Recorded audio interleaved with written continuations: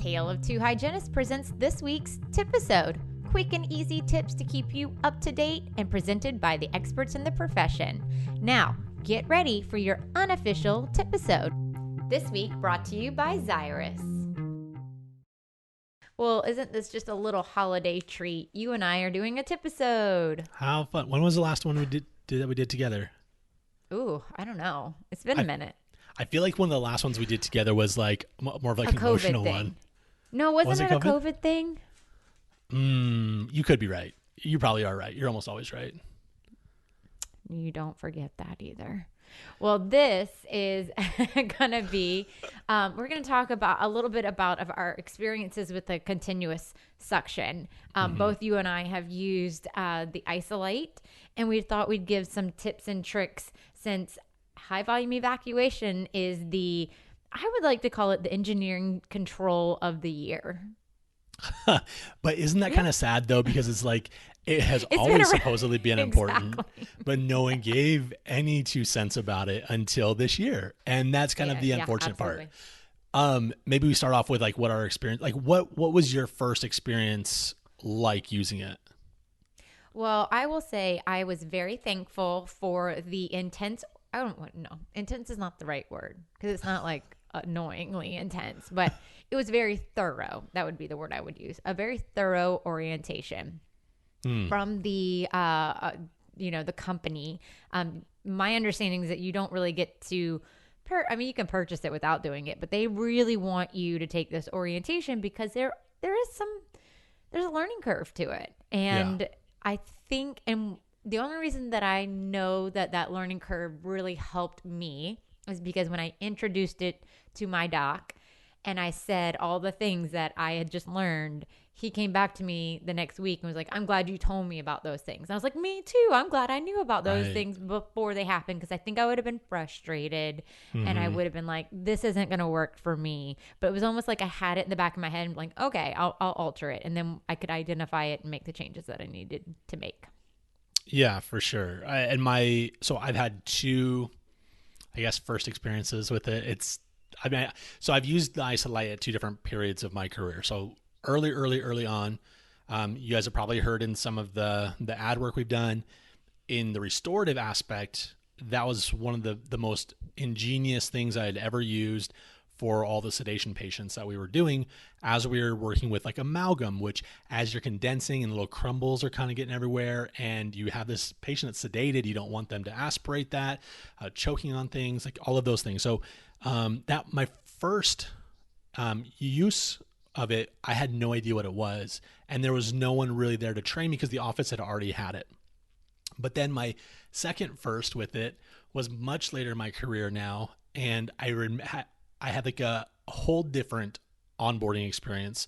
So just like you said, we had a dedicated person by the way, super flexible on the scheduling of this training. And since we had a very large team, they wanted to do the training.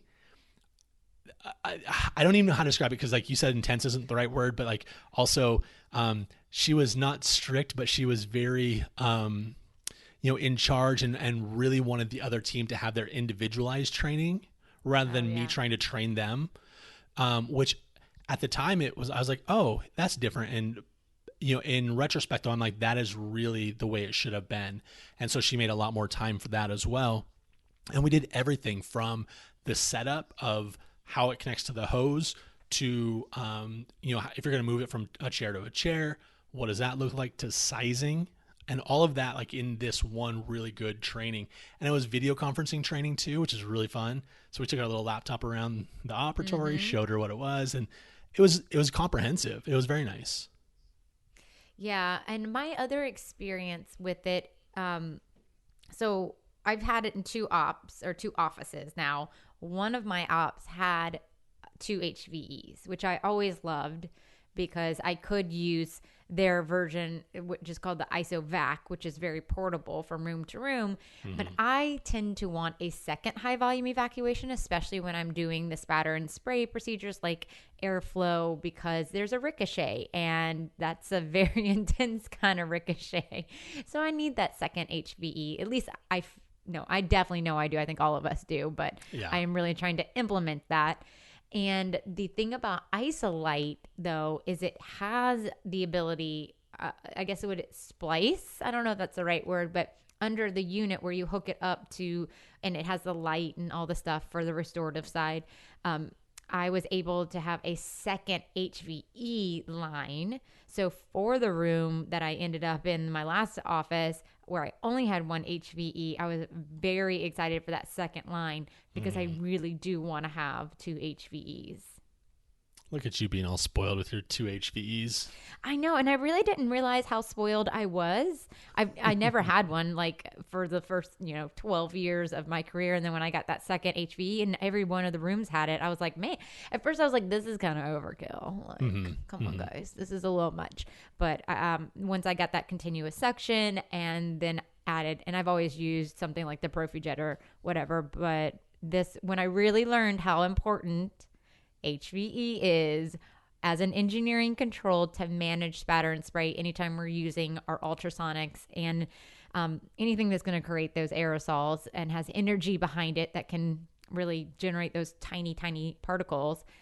I need to be using my high volume evacuation. No ifs, ands, or buts about it. For sure.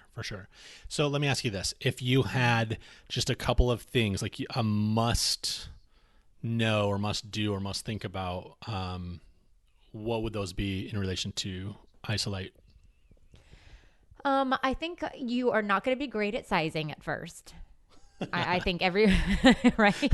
Do you remember doing try this one? Oh, it's so big. Yeah.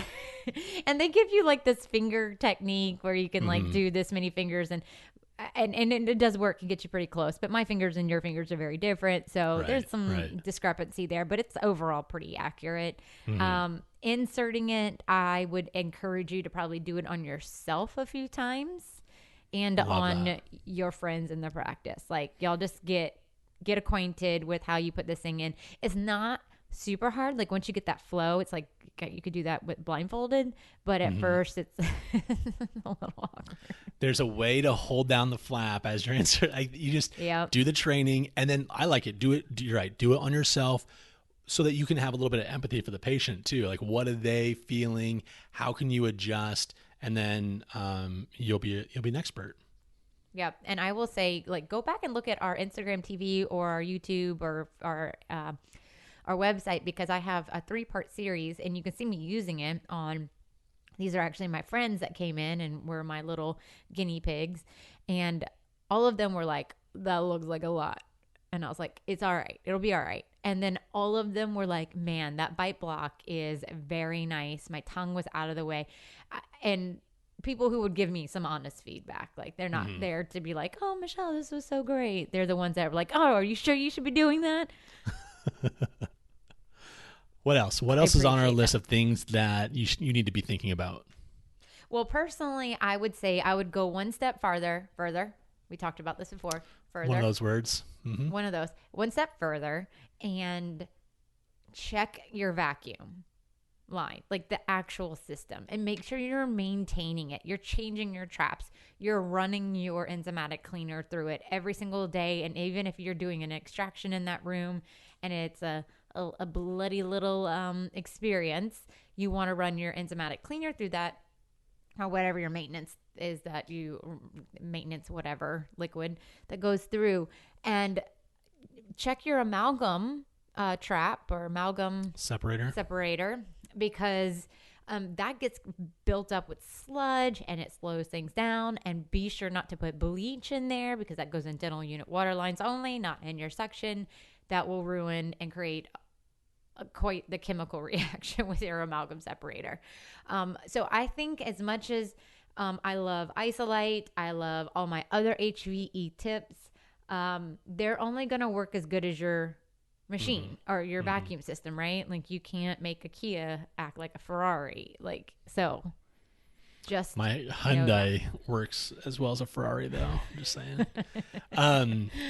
So if going back to that for just a quick second though, is the office size really does play a factor in this. And I can't stress that enough, because we've had these really elongated offices that the very, very far ends, the furthest away from, or no, just kidding.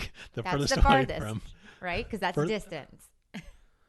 Is it? Oh my gosh. That's Anyways, farthest. Yeah. the longest distance away from the actual suction units themselves and the generators and all those things. So thinking about those ops specifically and how you would treat those ones a little bit different, and finding the points along the way that you can do extra cleaning.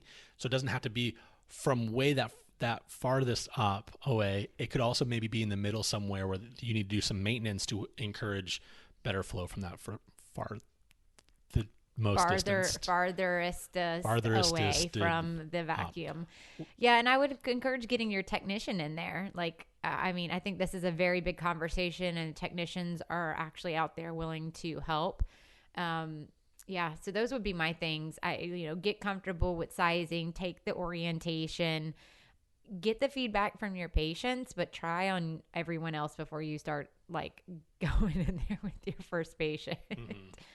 And I would say, now, did you find, well, you were probably doing more restorative and I'm doing more like day-to-day hygiene procedures, but I had to change like my workflow, which I think honestly, if we're all very honest, and I'm honest with myself, that was the hardest thing to do. Yeah. So because the space is different and the retraction's already being done or needs to be kind of helped a little bit in certain cases. And so, yeah, I absolutely had to as well, depending on which tooth that we were working on for the restorative portion of it.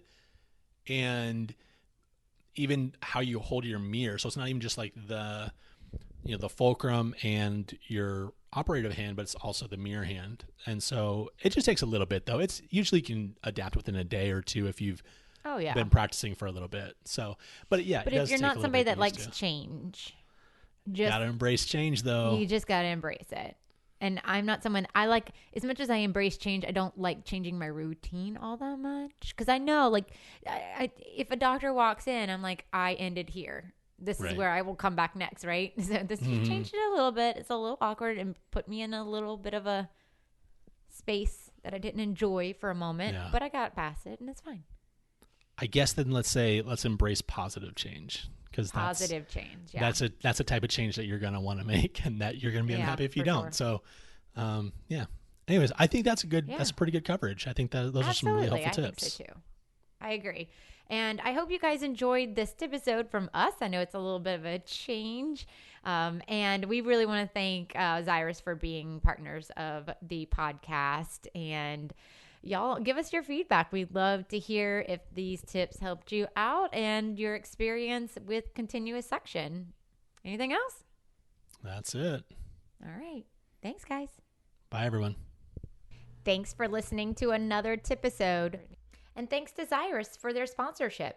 You can find out more at Xyrus.com, where they have all kinds of resources and you can learn how it works and view more products. And don't forget to hit the subscribe button in your podcast app. Follow us on Facebook or Instagram, and head over to our website, ataleoftwohygienists.com, to sign up for our newsletter. We always appreciate ratings and reviews. And thanks for listening to your unofficial dental hygiene podcast.